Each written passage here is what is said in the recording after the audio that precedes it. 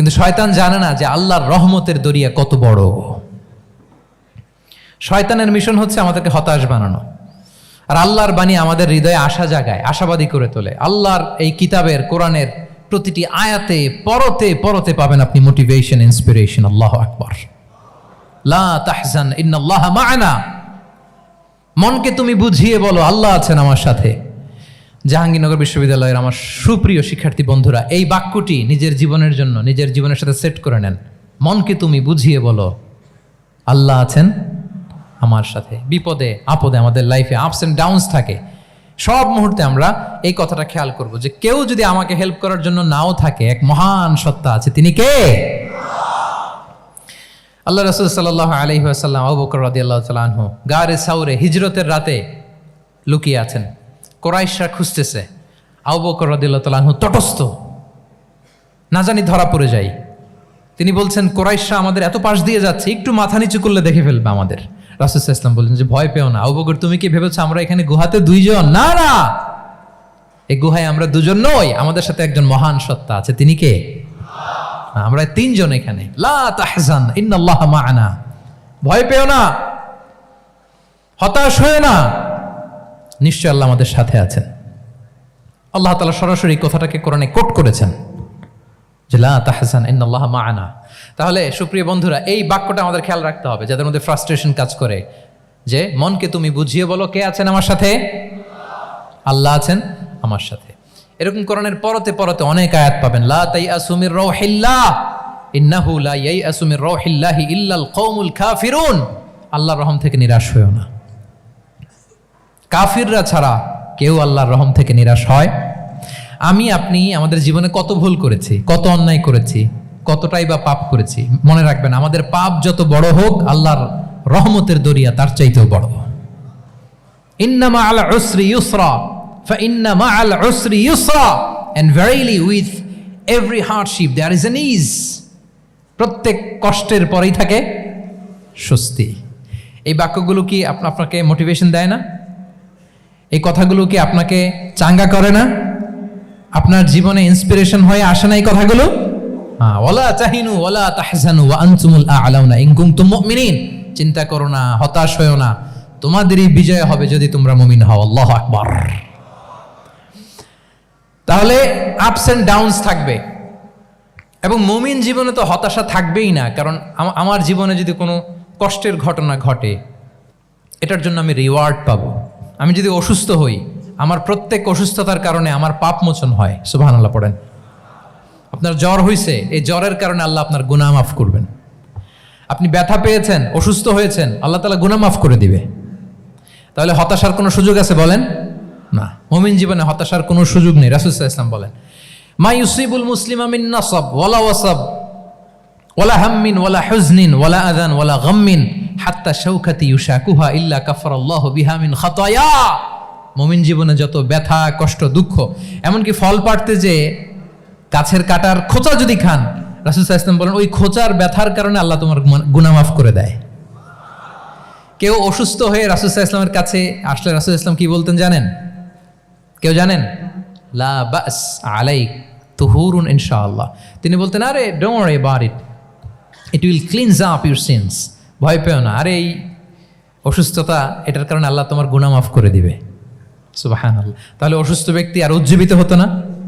রাসূল সাল্লাল্লাহু আলাইহি ওয়াসাল্লাম অসুস্থ ব্যক্তিকে দেখলেই মাথায় হাত বুলিয়ে দিতেন, দোয়া করতেন, আল্লাহুম্মা রাব্বান নাস আযহিবিল বাস ইশফি আনতা শাফি, দোয়া করে দিতেন। আর বলতেন, আরে ভয় পেও না, এই অসুস্থতা তোমার গুনাহ মাফ করে দিচ্ছে। তাহলে অসুস্থতার মধ্যেও তারা উজ্জীবিত হতো। আমরা মানুষকে আশাবাদী করব, ভয় দেখাবো না। অসুস্থ মানুষকে ভিজিট করতে গেলে আপনারা কি করেন? ভয় দেখান নাকি? না, আশাবাদী করবেন। বলবেন যে আরে কি অসুস্থতা, আপনার দেখে অনেক সুস্থ লাগতেছে, বলতে পারবেন না? কিন্তু আমরা কি করি? কেউ অসুস্থ হইলে ওই অসুস্থতায় সবচেয়ে কষ্ট পেয়ে যে মারা গেছে তার হিস্ট্রি বলা শুরু করি। এরকম করে না অনেকে? ধরেন যে একজন ক্যান্সারের পেশেন্টকে দেখতে গেছেন, এইবার যে আপনার কোন খালা ক্যান্সারে কিভাবে ধুকে ধুকে মরছিল, ওই হিস্ট্রি আপনি বয়ান দিতে শুরু করছেন। বেচারা বাঁচবে? যা একটু সুস্থ ছিল ওইটাও তো অসুস্থ বানাই দিচ্ছেন। কি বলেন? তাহলে ইসলাম আমাদেরকে আশাবাদী করে প্রিয় ভাই এবং বোনেরা কি করে? আশাবাদী করে। আমরা যদি আমাদের কোনো প্রিয়জনকে হারাই, আমরা আশাবাদী হয়েই হারাই, কারণ তাকে আমি চিরকালের জন্য হারাচ্ছি না। আপনি আপনার আব্বাকে হারাচ্ছেন তো কি হয়েছে? বাপ হারায় তো কাঁদবে নাস্তিক, কি বলেন? নাস্তিকদের তো মরার পরে নাকি আর কিছু নাই। হ্যাঁ, দেখবেন আপনাদের সামনে সামনে অনেক কিছু বলে যে কিছু নাই, যা দেখি না বিশ্বাস করি না। একা একা যখন মৃত্যুর পরে কি হবে চিন্তা করে ওর দম বন্ধ হয়ে আসে। ইসলাম মানুষকে আশাবাদী করে। দেখেন আমরা কত দূর দেখি, কত দূর ভাবি। আমার দাদা মারা গেছে, এটা আমার কোনো টেনশনেরই কারণ না, কারণ আমি সবসময় ভাবি আমার দাদাকে আমি ওপারে যেয়ে পাবো। আমার আব্বাকে আমি হারিয়েছি তো ওপারে পাবো। আমার বন্ধুকে আমি হারিয়েছি, কাছের বন্ধুটা যে আমার জন্য খুব ইন্সপিরেশন ছিল। সাময়িক বিচ্ছেদ এটা আমাদের জন্য, কারণ আমরা ওই জগতে বিশ্বাস করি। আল্লাহু আকবার। তাহলে হতাশা আমাদের ডিকশনারিতে আজকে থেকে রাখা যাবে। ইসলামিক লাইফস্টাইল যদি মেনটেন করতে চান, you have to be optimistic. Clear কথাটা? আচ্ছা, এরপরে গ্রেটফুলনেস, 6 নাম্বার। গ্রেটফুলনেস, আপনাকে কৃতজ্ঞ হইতে হবে, শুকরগুজার হইতে হবে। আমরা অনেকে কমপ্লেইন করি খুব বেশি, না এটা ভুল। সম্মানিত সুধী মণ্ডলী, be grateful with what you have. যা আছে এটা নিয়ে শুকরগুজার হন, আপনার জীবনটাকে আল্লাহ সুন্দর করবে। তাহলে কমপ্লেইন করবো না, আমরা শুকরগুজার হব। রাসূল সাল্লাল্লাহু আলাইহি ওয়াসাল্লাম বলেছেন, তোমার চেয়ে যে খারাপ অবস্থানে আছে তার দিকে তাকাও, যে ভালো আছে তার দিকে তাকিও না। হ্যাঁ, যে ভালো আছে তার মতো আপনি হওয়ার চেষ্টা করবেন। আপনার গোল থাকবে। I am not talking about the goals and plans. Your plan and goal should be bigger and bigger. But আপনি ও খুব ধনী, ও খুব ভালো আছে, এটা দেখে কষ্ট পাবেন না। কারণ আপনি খেয়াল করেন যে আপনার চেয়ে অনেক খারাপ অবস্থানে আছে অনেকে, ওর দিকে তাকালে দেখবেন যে আপনার আর খারাপ লাগতেছে না। শেখ সাদি রাহিমাহুল্লাহ, বিখ্যাত কবি, নাম শুনেছেন না? ওনার একবার পায়ে দেওয়ার মতো জুতা ছিল না। কি ছিল না? সবাই বলুন, কি ছিল না? জুতা। তো উনি একবার রাস্তা দিয়ে হাঁটতেছেন, হঠাৎ দেখেন এক লোকের 2টা পাই নেই। কি নাই? শুকরগুজার হলেন, চিৎকার করে বললেন আলহামদুলিল্লাহ, যে আল্লাহ অনেক ভালো আছি, আমার জুতা নাই এজন্য মন খারাপ, ওর তো পাই নাই। হ্যাঁ, এজন্য বেঁচে যে আছি এজন্যই আলহামদুলিল্লাহ। লা ইন শাকারতুম লা আযীদান্নাকুম ওয়া লা ইন কাফারতুম ইন্না আযাবি লাশাদীদ। আল্লাহ বলেন, যদি শুকরিয়া করো, শুকরগুজার হও, আমি আল্লাহ নেয়ামত বাড়িয়ে দেব। যদি নাশুকরি করো, জেনে রাখো আমার শাস্তি কঠিন। তাহলে বেঁচে যে আছি এজন্যই কি পড়া উচিত? জাহাঙ্গীরনগর বিশ্ববিদ্যালয় আওয়াজ করেন, বেঁচে যে আছি এজন্য কি পড়বো? আপনি যে অবস্থানে থেকে খুশি না, ভাল লাগে না আপনার, যে হায় রে আমি তো লুজার, আমার কিচ্ছু নাই, আপনার এই অবস্থানে পৌঁছাটা অনেকের জন্য স্বপ্ন। মানে যেটা পেয়ে আপনি হ্যাপি না, অতটুকু হইতে পারাটা অনেকের কি স্বপ্ন। আপনাকে যদি জিজ্ঞেস করি, ভাই কি চান, কি লাগবে বলেন, কি চান?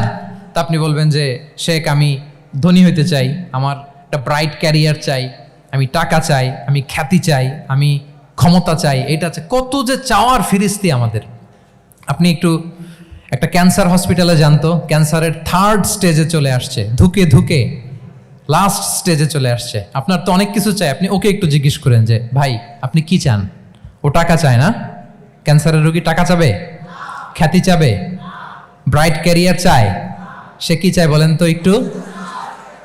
সে একটু বাঁচতে চায়। যে ভাই তুমি কি চাও? বলবে আমি কিছু চাই না, একটু বাঁচতে চাই।